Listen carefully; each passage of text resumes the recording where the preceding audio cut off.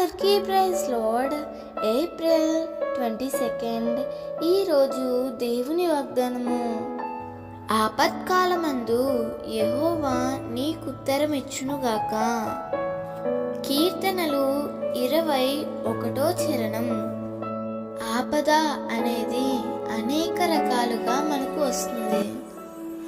ఆపద వచ్చినప్పుడు ఎవ్వరూ సంతోషంగా ఉండరు, కానీ ఎంతో భయం, ఆందోళన వారి ముఖంలో కనిపిస్తుంది. ఒకసారి యెహోషాపాతు రాజు మీదకి గొప్ప ఆపద వచ్చింది. ఎవరైనా వచ్చి సహాయం చేయుటకు అవకాశం అనేది లేనే లేదు. దారులన్నీ మూసుకుపోయినాయి.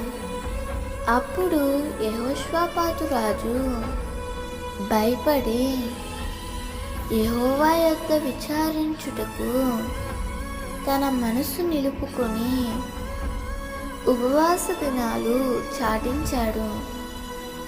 అందరూ కలిసి దేవుని సన్నిధిలో ప్రార్థించారు. మా మీదకి వచ్చు ఈ గొప్ప సైన్యముతో యుద్ధము చేయుటకు మాకు శక్తి చాలదు, ఏమి చేయుటకును మాకు తోచదు, నీవే మాకు దిక్కని వారు ప్రార్థన చేశారు.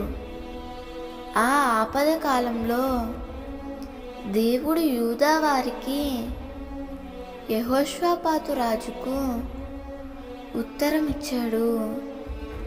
యూదా వారులారా, యెరూషలేము కాపురస్తులారా, యెహోషాపాతు రాజా, మీరు భయపడకుడి. ఈ యుద్ధము మీరు కాదు, దేవుడే జరిగించును అని గొప్ప ఉత్తరం ఇచ్చాడు. ప్రియమిత్రమా, నీవు కూడా ఆపదలలో చిక్కి ఉన్నావా? అన్ని దిక్కులు మూసుకుపోయాయా? అయితే కన్నీరు విడిచి ప్రభువు వైపు చేతులు చాపి, నాకు సహాయం చేయవా దేవా, నన్ను ఆదుకోవా అని నీవు ప్రార్థించినట్లయితే తప్పకుండా దేవుడు నీకు ఉత్తరం ఇస్తాడు. దేవుడు నీ పరిస్థితులన్నిటినీ మార్చేస్తాడు.